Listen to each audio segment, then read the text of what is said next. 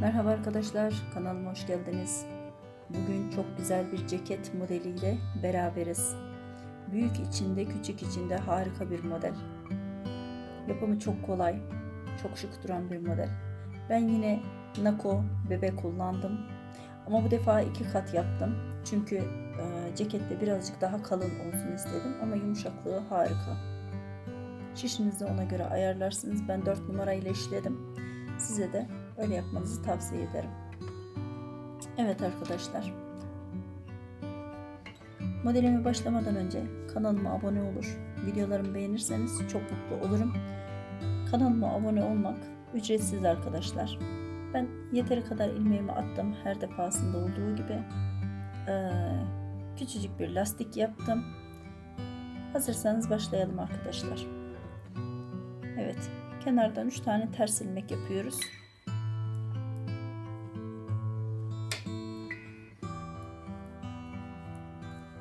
Beş tane düz ilmek yapıyoruz. Arada 2 tane ters ilmeğimiz var. 5 tane düz ilmeğimiz var.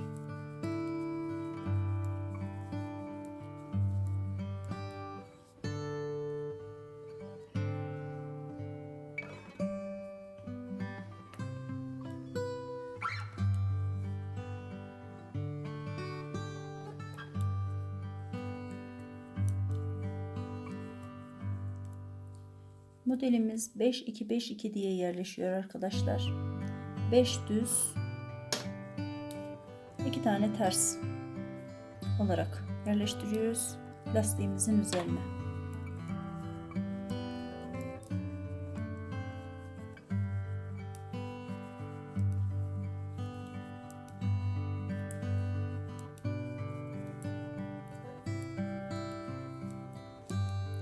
Modelin arka yüzündeyiz. Terslerimizi ters, düzlerimizi düz örüyoruz şu anda. Kenardaki ilmeklerimizde ters öreceğiz arkadaşlar. Modelin yüzünden ters görünmesi gerekiyor.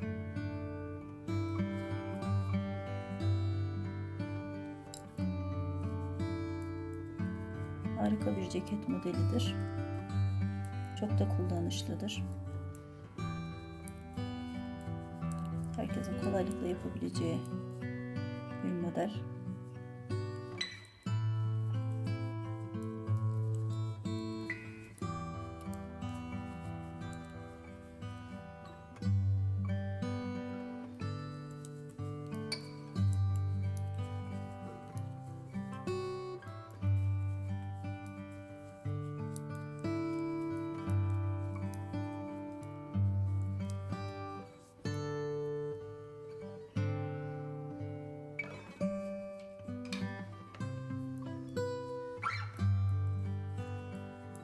Modelin arka yüzüne geldik yine. Kenarda 3 tane dikiş payı olarak ters yaptık. Modelin yüzünden 5 tane düz ilmeğimiz, 2 tane ters ilmeğimiz olduğunu söylemiştim. Arkadan sadece ters düzü düz örmek şeklinde sıramızı tamamlıyoruz. Evet.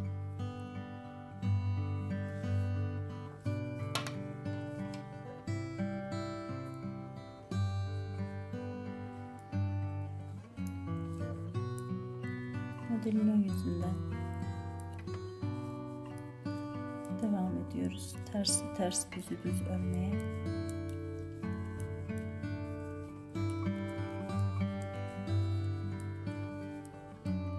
Bu şekilde 5 sıra örüyoruz arkadaşlar.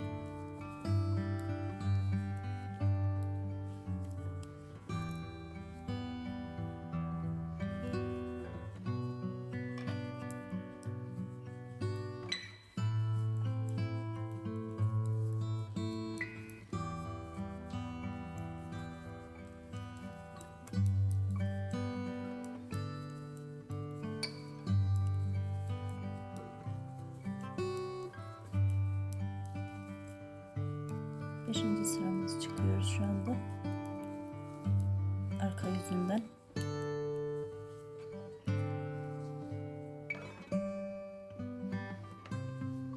Böyle henüz Henüz daha bir şey yapmadık. Sadece ters düz yaptık.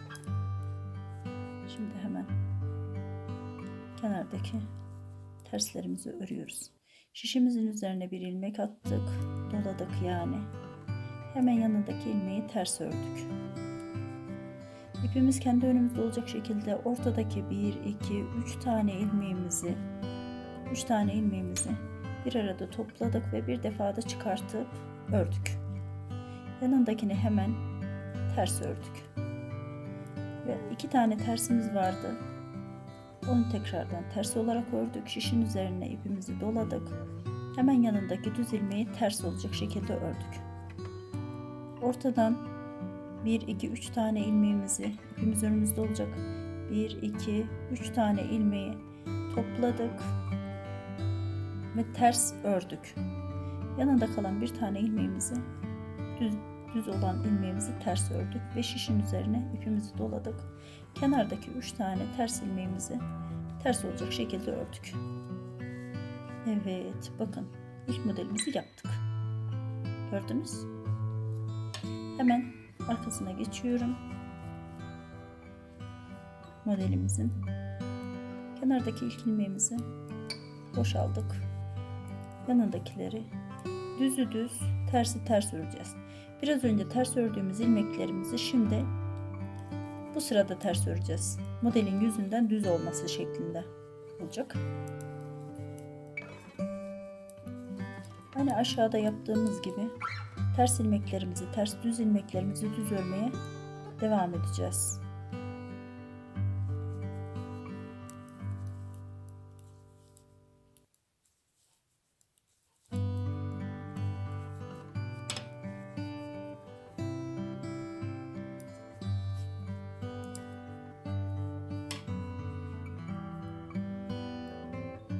Kenardaki ilmeğimizi aldık.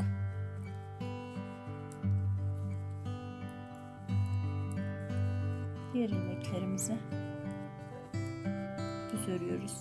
Aradaki tersimizi örüyoruz. Yanındaki ilk düzü örüyoruz ve 5 tane düz koymuştuk. 5 tane düzü düz olacak şekilde örüyoruz. Kenardaki terslerimizi de, yani birbirini tekrarlayan bir model çünkü. İlk modelimizi yaptık.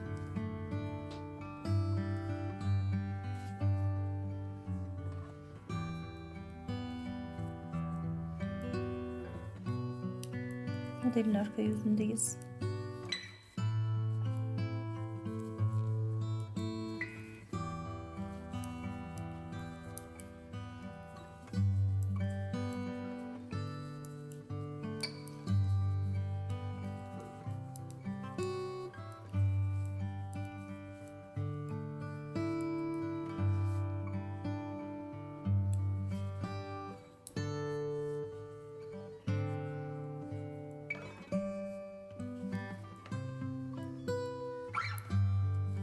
Modelimin yüzünden ters düz devam ediyoruz.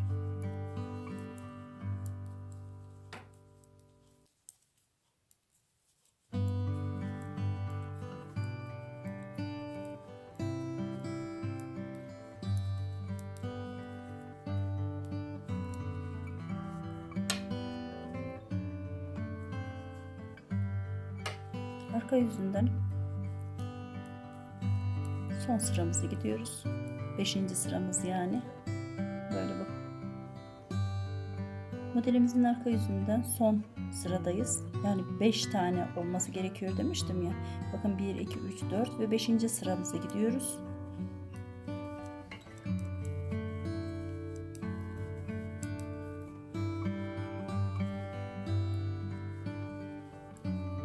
Arada 2 tane düzümüz var. Modelin arka yüzündeyiz çünkü.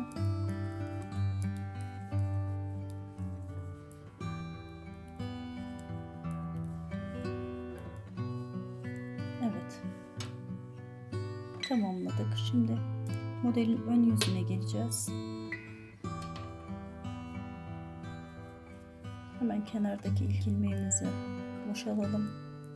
Yanındaki 2 tane tersimizi yapalım. Şişin üzerine ipimizi doladık. kenardaki ilk ilmeğimizi ters aldık. Evet, şişin üzerine ipimizi doladık. İlk ilmeğimizi ters aldık. Hemen yanındaki ilmeklerimizi üçünü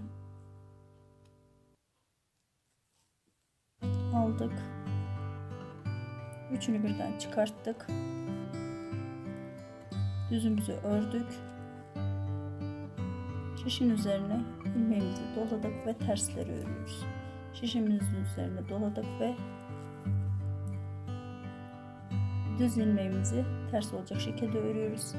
İpimizi öne aldıktan sonra 3 ilmeğimizi birden topluyoruz.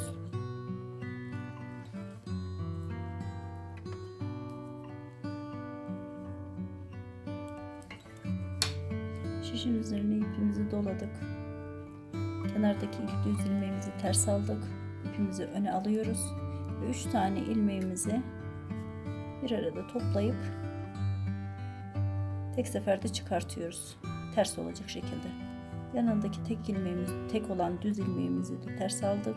Şişin üzerine ipimizi doladık ve kenardaki 3 tane tersimizi ördük. Hemen bir sıra daha örüp modelimizi tamamen göstermek istiyorum. Bu sırada ters yaptığımız ilmeklerimizi düz örüyoruz arkadaşlar. Düz olacak. Ters olan ilmeklerimiz düz olacak ve aradaki düzlerimizi düz öreceğiz. Yani modelin arka yüzünde olduğumuz için sabit olan ilmeklerimizi değiştirmiyoruz. Sadece düzden yaptıklarımızı bakın şöyle. Bunlar sabit ilmeklerimiz. Bunları her defasında aynı şekilde örüyoruz. Arka taraftaysak düz, ön taraftaysak ters olacak şekilde. Bakın modelimiz çok güzel bir şekilde çıktı. Bence çok hoş. Büyük modelde çok daha güzel göreceksiniz. Emin olun çok güzel bir ceket modeli. Çok kullanışlı. Yumuşacık da oldu. Dediğim gibi ben nakodan yaptım. 2 kat yaptım. Birazcık daha tok dursun diye. Siz tabii ki zevkinize göre isterseniz tek kat yapıp böyle tiril tiril yelek de yapabilirsiniz. Çok güzel oldu arkadaşlar. Kendinize iyi bakın. Hoşça kalın. Bugünlük bu kadar. Kanalıma abone olmayı unutmayın. Sevgiyle.